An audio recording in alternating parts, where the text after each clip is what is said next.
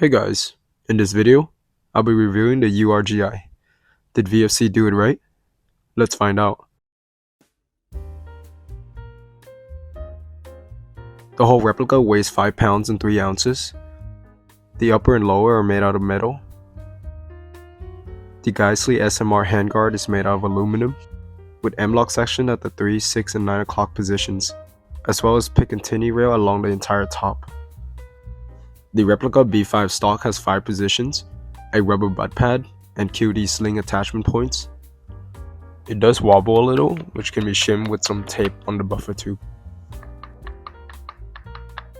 The included backup iron sights are well made, but are more for aesthetics than practical airsoft use. The controls are made well, although the finish should be more Parkerized. You'll find QD sling points on both sides of the stock, and traditional sling points on the end plate. The finish looks good, although the texture is grainy and it glitters in the sun.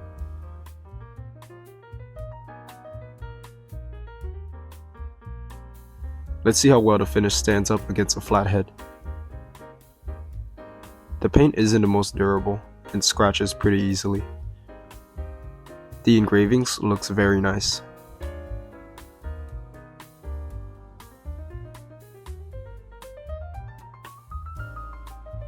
This replica comes with the SOCOM 4-prong flash hider with 14mm negative threadings underneath.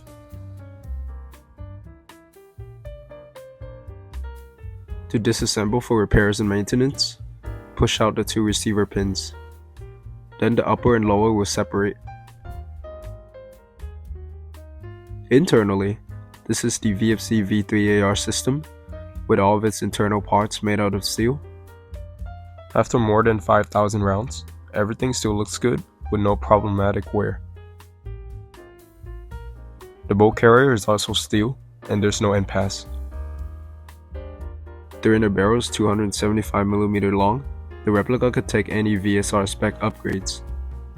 This replica uses the guide hop system, which can be adjusted at the gas block using a 3mm hex key. The only issues with VFC V3 ARs are the occasional poor accuracy. If this happens, I suggest opening up the hop-up to ensure that everything is properly seated and assembled. If that does not resolve the issue, I recommend upgrading the bucking. Superloop PTFE should be used to reduce friction and wear on moving parts. This replica uses VFC M4 magazines, which weigh 360 grams empty and hold 30 BBs. Additionally, it has a dry firing switch.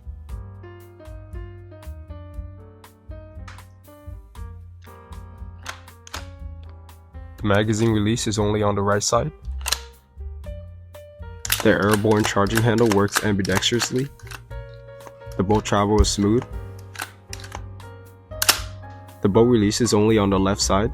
It's very reliable.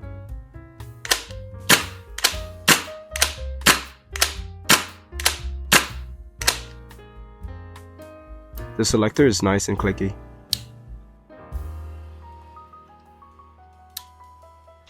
The trigger is very nice. It's a clean pull up to a solid wall, and it resets with a loud click.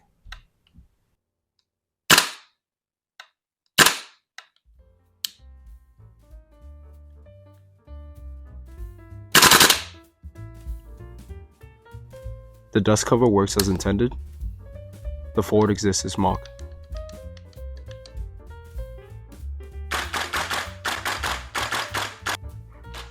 At 65 Fahrenheit, a full gas fill could give you around 145 to 165 shots, with a 20 FPS drop every 30 rounds. This replica can function reliably down to 40 Fahrenheit if the magazines are warmed beforehand.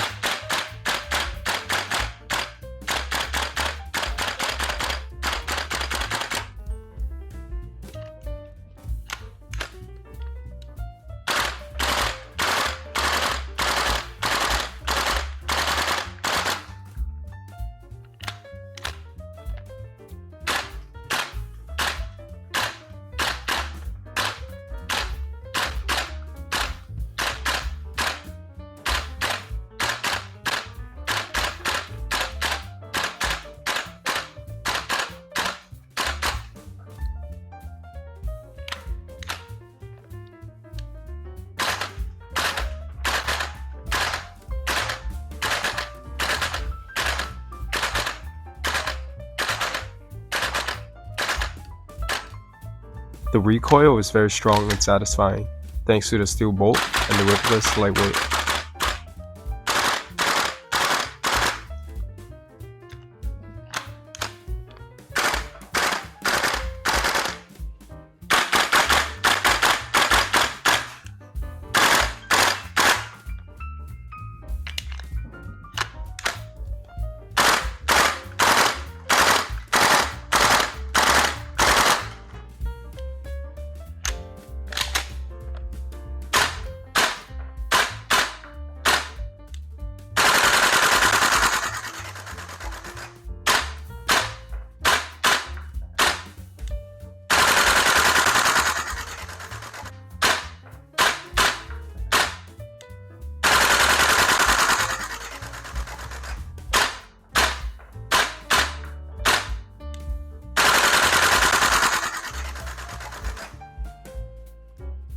Using .32s at 100 feet out, the replica shot a tight grouping, with room for hop adjustments for even heavier BBs.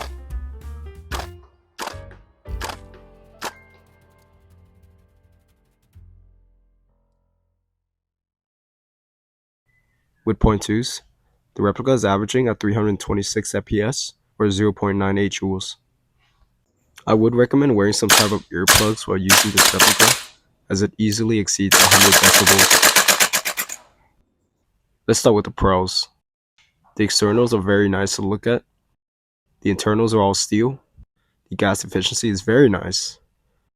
Strong recoil impulse. And it's based on a VFC V3 AR system with plenty of aftermarket support. Now the cons.